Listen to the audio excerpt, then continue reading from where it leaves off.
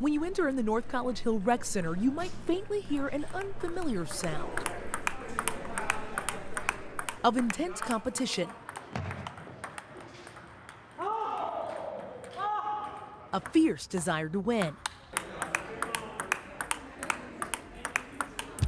Yes, you got it right. It's table tennis. The biggest reaction you get from people who see the play for the first time is, I didn't know you could sweat playing that game.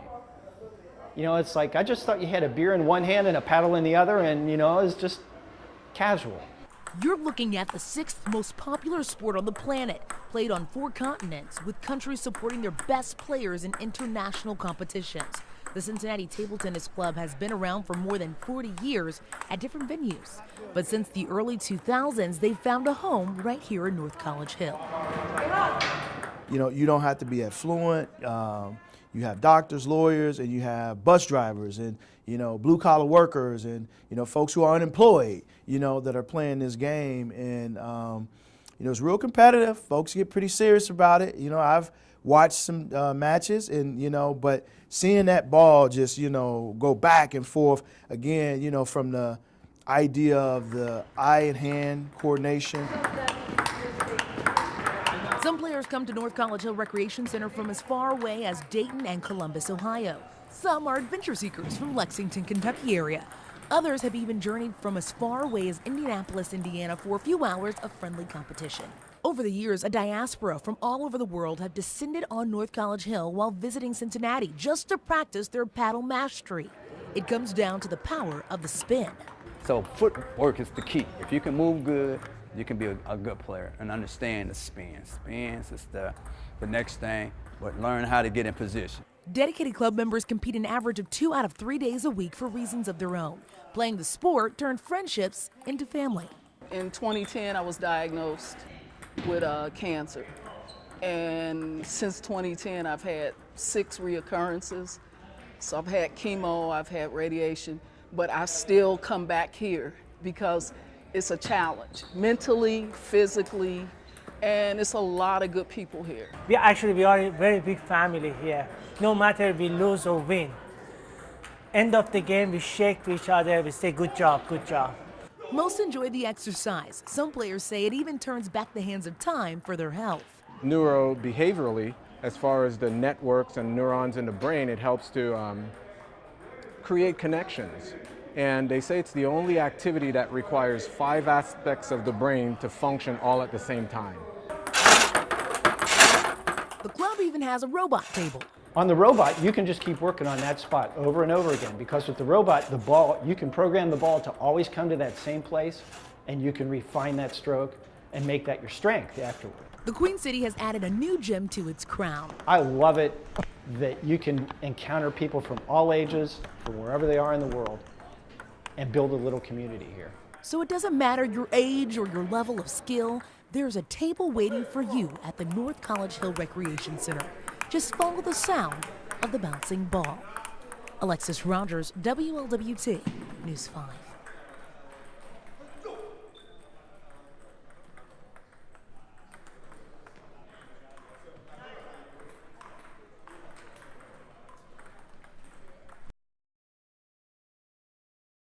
Well, here at Dawn Academy, they're opening their doors to students who have not done well at other schools, discipline, academic problems, and they're helping them reach their goals using some equipment most schools don't.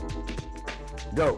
1, 2, 3, 1. They're working the numbers 1, 1, 2. to find a solution.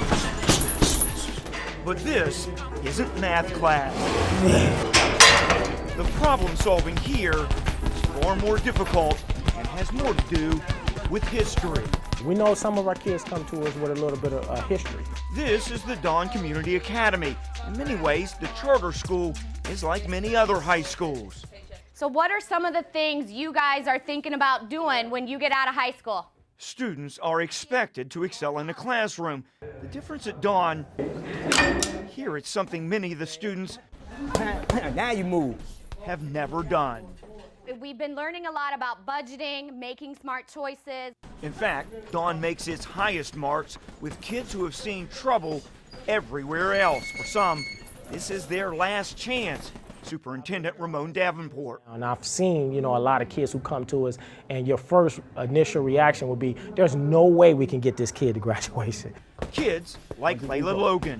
My school that I left, it was just my attitude. That's what got me in places in trouble. Desiree Jarman. I had a lot of discipline issues, and they really helped me with it. The Boston program actually helped me with the discipline part.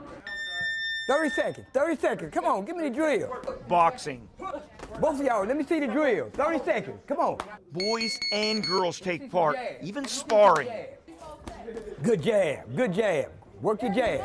If a boy can do it, a girl can do it. It's just one of several physical activities students can choose, but they have to be involved in one of them as part of their fitness and nutrition program. Andrew Williams has been involved at the highest levels of boxing. Now he's taken a role here. I think what they need the most is leadership. I think it's important that they have teachers that listen and respect who they are. Well, I think they needed a lot of attention right now. Daryl P-Man Jones is the head boxing coach. He's trained legends, including Aaron Pryor.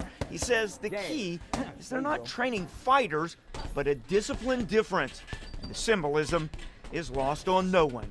If you get knocked down, don't get upset, just get on up. Keep a positive frame of mind. When that message lands a blow, the kids begin to take away respect for others and an emotional control many never had. You like the person you are now better Yes, than sir. before you were in the boxing ring? Yes, sir.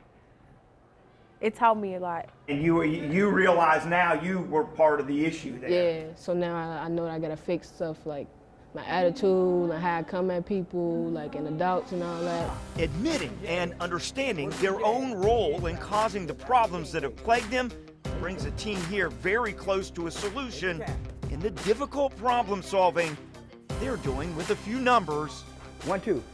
some gloves, and a boxing ring. Our motto is we make dreams come true, and that's exactly what we do.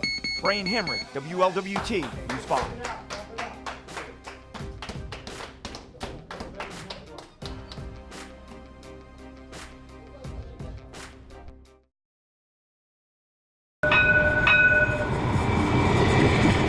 The sounds of Cincinnati are like most cities. Small talk from passersby, cars zooming up the street, trying to make the light, but some stop to enjoy the sights that set Cincinnati apart. It's the first time I've seen this one. Art that causes you to stop, stare, and capture the hard work that went into the larger-than-life murals. As we've been going through the town, it's a whole new way of appreciating just Cincinnati in general.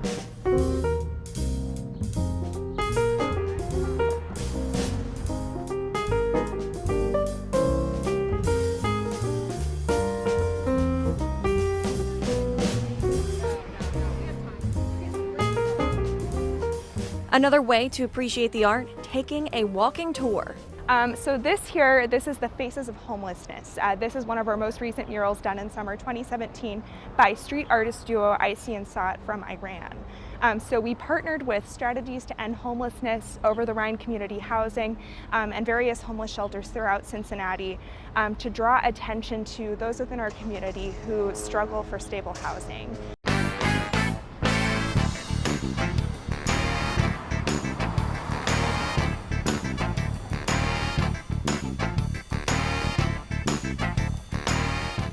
And so their son, Brett Harper, was really instrumental in helping us select this mural to honor his parents.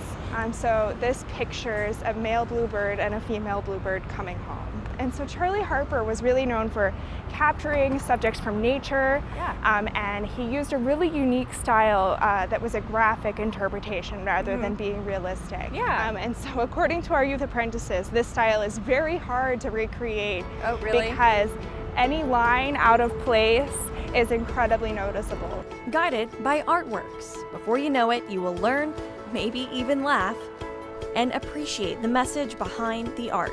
A lot of what we do with the murals is trying to capture some of Cincinnati's history and the culture here. So with the mural tours, we're trying to tell the story behind the mural, and that really is the story about Cincinnati and our history. By the end, with about a 1.5 mile walk under your belt, all right, so let's head this way. You also have more knowledge about Cincinnati's culture and history.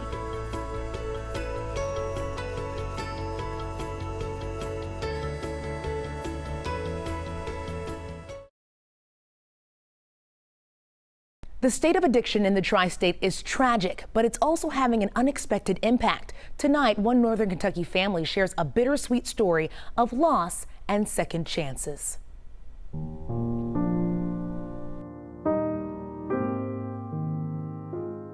That's when she was in high school. Anna Gosney watched her daughter Jennifer Holcomb struggle with addiction for years. She needed help. I definitely did not know that she was into heroin or anything that dangerous, but then I got the phone call. Gosney says Holcomb overdosed on heroin laced with fentanyl. It's a deadly combination that in August of 2016 led to an explosion of 60 overdoses in just 2 days in Cincinnati. Gosney says Holcomb's dealer tried to revive her, but he failed. He left her there and called her daughter, who then called police. Days later, Gosney's family was left with a life-changing decision. We all talked it over and decided that we wanted for her to be an organ donor. Endings like Holcomb's are leading to new beginnings for others. Organ and tissue donations are up in Greater Cincinnati, in part because of the uptick in fatal drug overdoses. In 2017, Life Center recovered organs from 69 individuals, and about a third of those were the result of drug overdose. In 2017, the U.S. exceeded 10,000 donors for the first time. More often, it tends to be kidneys and the liver, and then it also can be tissues as well. Those who receive organs and tissues from someone who overdoses won't know it unless the donor family chooses to share that information with them. Gosney says she's committed to living her and her daughter's truth. 3,000 people are currently waiting for transplants in Ohio. Gosney says because of her daughter's life-saving gift, she's thinking about becoming a donor. She also hopes to meet those who now hold the pieces of her daughter. Alexis Rogers, WLWT, News 5.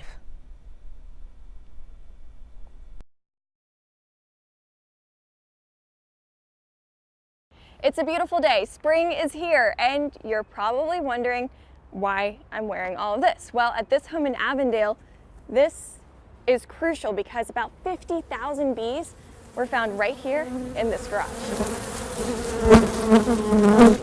This may look and sound like something from a Hitchcock film. Picture this morning, this wall was nothing but solid wall here. A solid wall with a colony of bees living behind it for an estimated 20 years. These bees are getting a new home just 2 miles away as a bee flies at the Cincinnati Zoo. We will use a homemade bee vacuum that I've used several different plans and kind of incorporated ideas that I like to where we're actually gently vacuuming the bees into a box that they will live in. This rescue mission is crucial. Bees have had a tough go of it lately. Over the last 20 years or more, there's been a significant decline. Colony collapse disorder, it could be argued is due to a lot of reasons. Some types of bees are even on the endangered species list now. They face a variety of pests, things like mites, things like beetles. A decline in the number of bees means a decline in the number of pollinators for our food. Honeybees are pollinators. Some people estimate as many as a third of the food that we eat here in America. And if you think of pollinators, which include not just honeybees, but native bees, butterflies, a wide variety of things, it's the vast majority of the food we eat depend on those insects. Now the bees can be seen at the zoo buzzing around pollinating flowers. So being able to show the public, here's something you see in your own life, right? You see them right here. This isn't something that happens in the Amazon. These pollinators live right here, and you can play a role right where you live. What can you do? Well, it can be as simple as planting pollinator-friendly flowers in your yard. So to see these bees, all you have to do is come to the Cincinnati Zoo and look out for these hives. Or next time you're outside in your neighborhood, look out for your own bees. Reporting at the Cincinnati Zoo, Allison Rogers, WLWT News 5.